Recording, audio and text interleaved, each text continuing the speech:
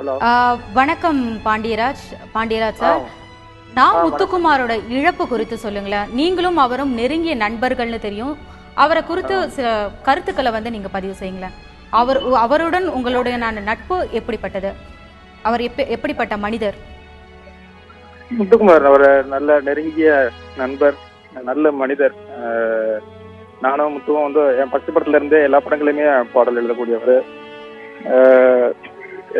வாரத்துல ஒரு 3-4 நாள் நாங்க நைட்ல பேசிடுவோம். இல்லைனாலும் அடிக்கடி ஆபீஸ் வருவார். தலைவர் எங்க இருக்கீங்க, தலைவர் எங்க இருக்கீங்கன்னு பேசிட்டே இருக்கிற ஒரு ஆளு.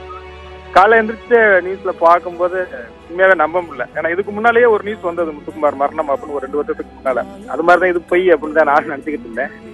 கண்டிப்பா இப்ப நேரில் இங்கதான் இருக்கிறோம், ஒரு வீட்டுல தான் இருக்கிறோம். அது பார்க்கும்போதே ரொம்ப கஷ்டமா இருக்கு. இன்னும் வாழ்க்கை மேல எங்களுக்கு பயம் அதிகமா வந்துருச்சு. என்னடா இப்படி ஒரு 41 வயசுல போயிட்டாப்லே அப்படின்னா. நல்ல கவிஞர். அது எர்ணாவுல வணக்கம் வாழ வைக்கும் சென்னை அப்படிங்கிற சாங் எனக்கு கொடுத்திருந்தாரு. அது இன்னைக்கும் சென்னையை பத்தியான இதுல ஒரு முக்கியமான, அதுல வரைய 2 பேரும் அப்படியே ஒரு கார்ல தான் அப்படியே பயணம் செஞ்சுக்கிட்டே எழுதணும்.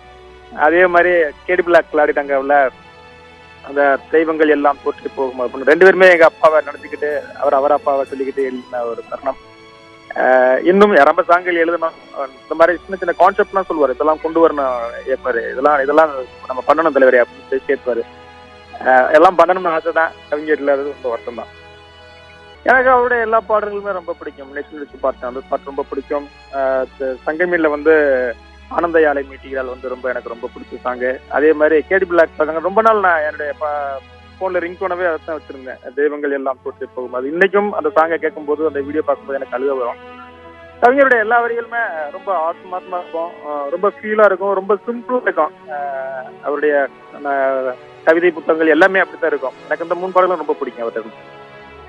நான் முத்துக்குமார் பழகுவதற்கு எளிமையானவர், பார்ப்பதற்கும் மிகவும் எளிமையாக தோற்றமளிக்கக்கூடியவர். உங்களை கவர்ந்த விஷயங்கள் குறித்து சொல்லுங்க.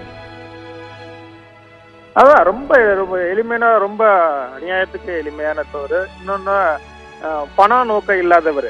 பாவம் இப்பதான் விசாரிக்கும் போது சொல்லிக்கிட்டு இருந்தாங்க, கிட்டத்தட்ட ஒரு 50 லட்சம் ரூபாய்க்கு செக்க பவுன்ஸ் ஆயிருக்குங்க அப்படின்னு சொல்லி ஒரு தம்பி வருத்தப்பட்டு இருந்தாப்புல.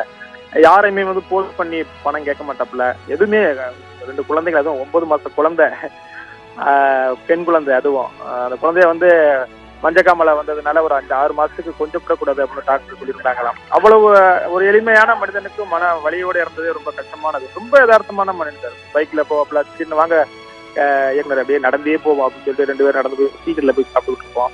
நல்ல ரொம்ப எளிமையான, ரொம்ப சிம்பிளான ஒரு மனிதர் தான் கவிஞர். நன்றி திரு பாண்டியராஜ், உங்களுடைய கருத்துக்களை பகிர்ந்து கொண்டீங்க.